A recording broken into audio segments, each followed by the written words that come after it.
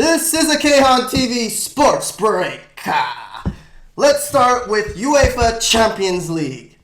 On Tuesday, Leicester City's unexplainable run deep into the tournament saw them stopped just short of the semifinals. They went into the second leg of their showdown with Atletico Madrid down 1-0, having failed to score in Madrid. So once Saul put the ball into Leicester's net, the tie was all but over.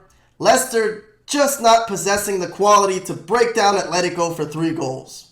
They would get one back through Jamie Vardy, but that was the end of their Cinderella run. Probably the last time we'll hear Leicester City and Champions League in the same sentence ever again. If you're a Leicester City fan, I'm sorry, but let's see them prove me wrong.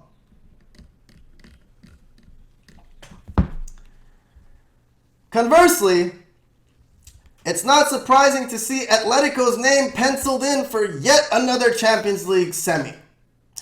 The game of the day on Tuesday, though, was the titanic matchup between Bayern Munich and Real Madrid at the Santiago Bernabeu. Madrid had gone into the second leg up 2-1 after winning in Munich. Bayern missed a penalty in the first leg, and a red card caused them to concede shorthanded. Hence the position they found themselves in, chasing the game against Real on their own pitch. It was an incredible back and forth game, incredible entertainment in terms of speed and skill, but the game was marred by terrible officiating.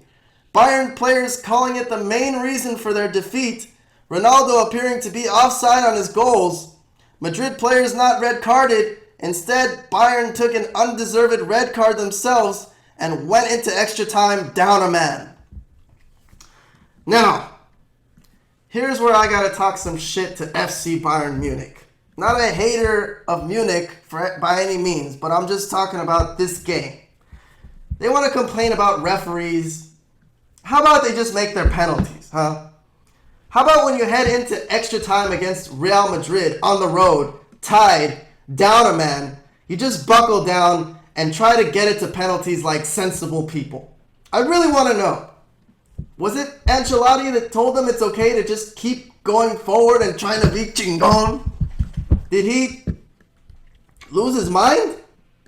Was it like emotional or something? Or did everyone in the Bayern Munich organization from top to bottom just completely lose their mind? No one could come in and step in and stop the madness? They gave up 3 goals in extra time, and that was that. Bayern out with nothing but a bag full of excuses. You know what? Bad refereeing decisions are part of the game. You gotta account for it. If you're the better team, you still gotta find a way to power through. Bayern still had a chance, even with all the bad calls, but they completely misplayed this. Hashtag no sympathy in football. Speaking of no sympathy, this is a story I actually do have some sympathy for, as Borussia Dortmund were just dreadful in their second leg match against Monaco in France.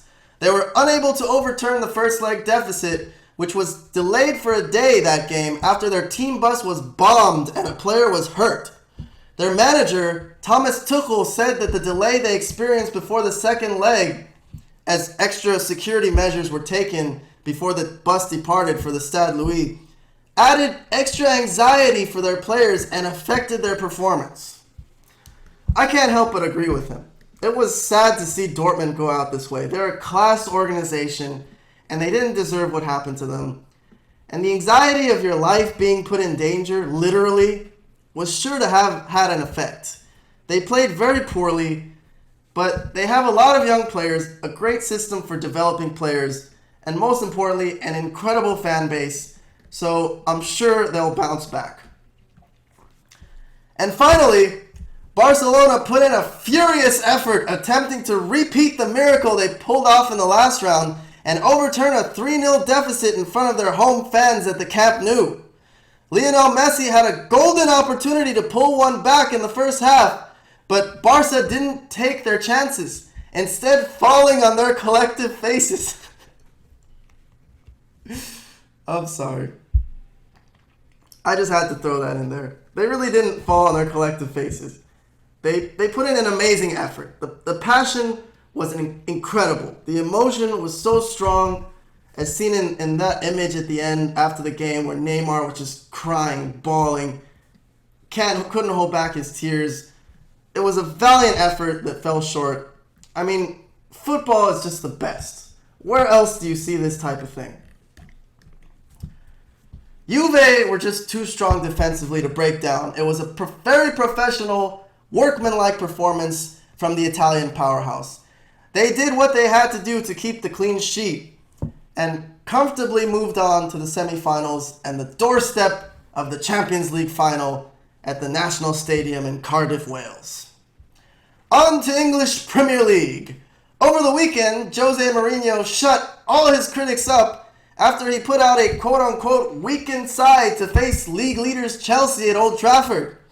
With Zlatan Ibrahimovic out resting and young England international Marcus Rashford leading the line, they still managed to outperform a rested Chelsea side, who are now in the thick of a title race due to Spurs' 4-0 hammering of Bournemouth at White Hart Lane.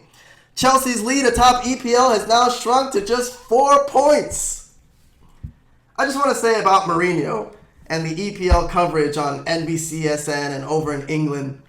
Let the guy manage. Are you a manager? I mean, sheesh. United are in 2 major competitions competing for both. What kind of manager would he be if he just played a 35-year-old striker every single game? He would run him into the ground. And in the end, they still won the game. He outmanaged Conte on this one. Whatever I may have had past quarrels with Mourinho, with his rivalry with Liverpool and whatnot, you just got to give it up to him on this one. When you got to give it up, you got to give it up.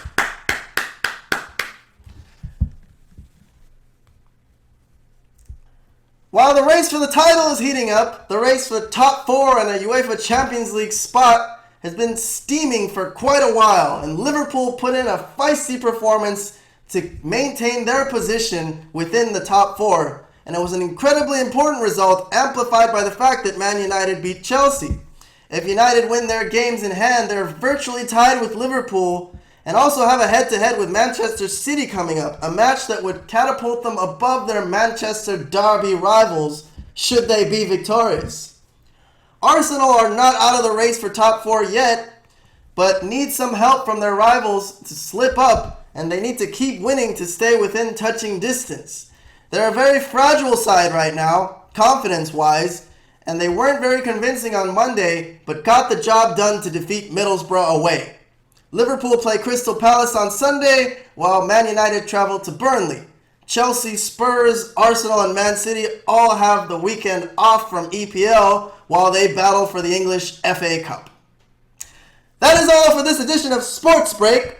On a side note, if I've ever given you an ass whipping in the past, you're more than welcome to drop by Kayhan TV Studios for another one on the house.